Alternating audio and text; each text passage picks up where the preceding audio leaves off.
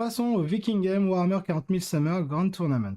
38 joueurs, 5 rondes. Donc on va s'affronter sur le scénario Secure Missing Artifact, donc un taux en Borkan avec un spam d'Hammerhead, contre l'armée de renom Deathwatch Kill Team Strike Force. Alors, côté taux, donc on a en Borkan, comme on l'a dit, on a une patrouille avec un commandeur Enforcer, avec précision du chasseur, donc full reroll touche bless, le cyclic ion, double cyclic ion, plasma rifle, taux flammeur, la Begal Hunter Plate, et le lance-flamme de corps à corps en prototype. Et on retrouve 2 marqueurs drone. En troupe, on a 2 unités de croûte. En élite, on a 2 bodyguards avec cyclic ion et target lock. Et un shield drone.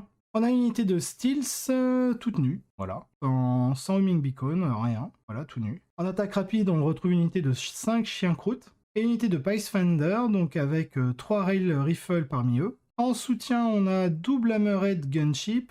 Ensuite, dans la deuxième patrouille, on retrouve un commandeur Callstar, avec le Seeker of Perfection, donc de Borkan. On a un burst cannon avec son prototype, on a double burst cannon même, et le height of put burst cannon, un shield generator. En troupe, on retrouve une strike team. En élite, on a 2 bodyguards avec le double cyclic ion target lock.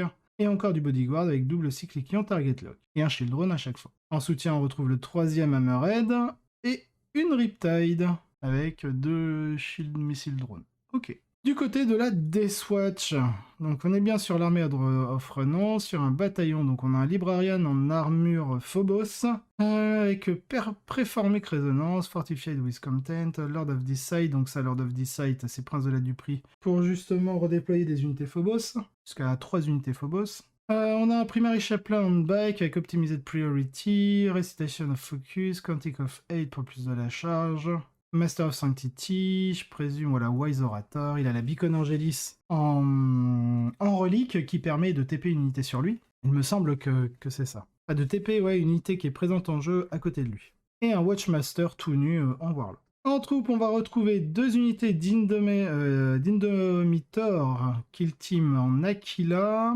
avec 4 intercesseurs lourds, enfin 5 intercesseurs lourds en Heavy Bolt Rifle, et 5 Inceptors avec Assault Bolter. Les deux sont... Non, la deuxième par contre n'a pas les Heavy Bolt Rifle, ils ont le Flamestorm.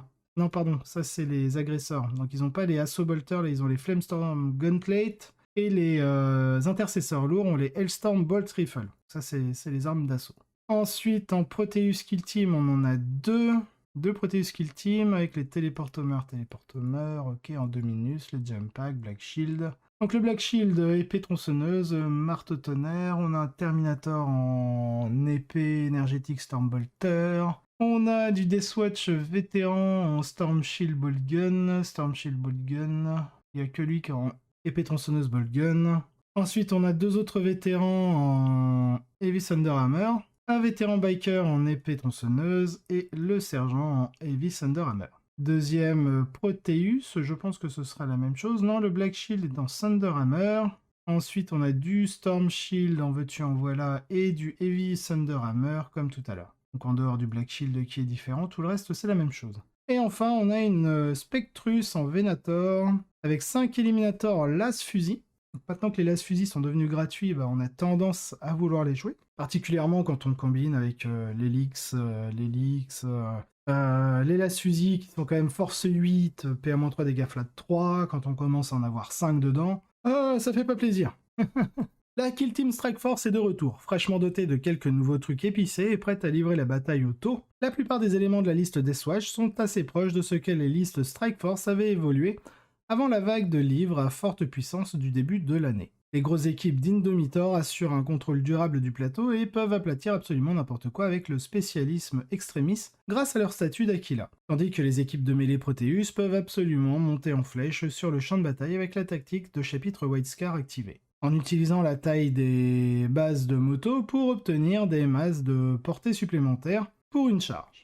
La nouveauté ici est que cette liste écrase la nouvelle version du secondaire Cripple Stronghold de la Deathwatch, car entre les équipes d'Indomitor, la priorité optimisée et la possibilité de redéployer l'équipe Spectrus, il ne devrait presque jamais avoir de problème. Et cette même équipe Spectrus est maintenant une sérieuse menace anti-char, en plus de tout le reste grâce au fusil laser gratuit. Ajoutez à cela l'armure du mépris et vous obtenez un potentiel spectaculaire. Dans ce jeu, il s'agit surtout de lancer des menaces que l'Armeto n'est pas en mesure de gérer. La liste de Borkan a une excellente inclinaison défensive des coques et est excellente pour éliminer les monstres et les véhicules ennemis. Mais elle n'a pas accès à la puissance de feu concentrée de l'infanterie lourde dont elle a besoin pour éliminer les équipes d'Indomitor à distance, ou pour neutraliser de manière sûre et fiable une grosse poussée des unités de Proteus. Ils vont également avoir beaucoup de mal à marquer des points secondaires, tandis que la Deathwatch devrait confortablement maximiser Stronghold et obtiendra de bons scores sur Suffer Not the Alien et The Long Vigil simplement en jouant le jeu de manière agressive.